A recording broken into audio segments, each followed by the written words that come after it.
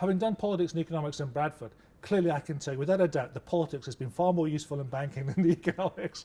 I mean that kind of jovially. Obviously it's been a good grounding because to be in banking you really ought to understand the basics of how an economy works, how other economic models work. Politics is incredibly useful as well because it's not just about who's got power. It's about how power distributes itself, how things work.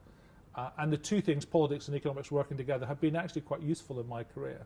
My current job is to look after HSBC's engagements and involvements and activities in Europe, Middle East and Africa. So whether that's investment banking, whether that is banking for individuals, whether it's banking for companies.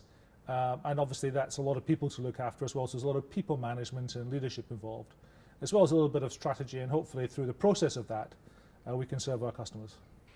Well, I first joined Midland Bank from university, and obviously Midland Bank through the course of that was acquired by HSBC, but I started off doing the graduate training program in what was then Midland Bank's International Division.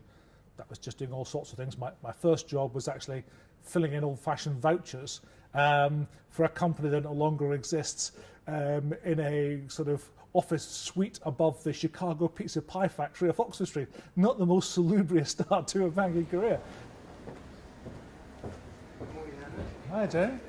I'm good, thanks. How's your weekend? Fantastic. How's the house going? I do a lot of travelling. I'd hate to think how many miles I travel in a year, but when you take on a role that is international, then you expect to do that because you should never try and run international companies from London.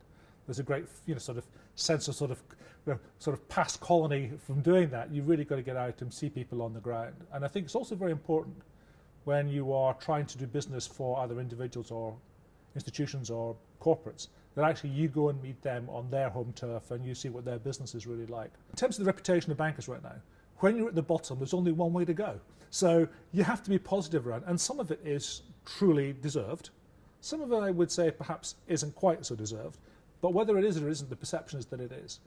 And actually we have to get on with that. It's unacceptable, some of the things that have happened, and therefore one of the things that certainly the firm are asking me to do is to try and engage far more around culture and values and bring to bear strong leadership in that space so that we don't tolerate those issues. And if people are out of step, they have a consequence either financially or through their employment. I hadn't done well at school. I kind of drifted it through school, got bored.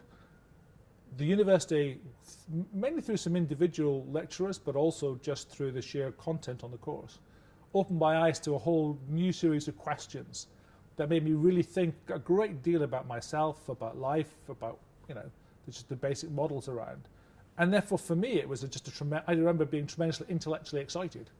I would go to the library and get a book and read around things. I really enjoyed it. Doesn't say that I didn't enjoy myself, didn't have a good group of friends, didn't enjoy some great social nights out. The sort of Bradford Cricket Club seemed to be the vogue event of that particular era.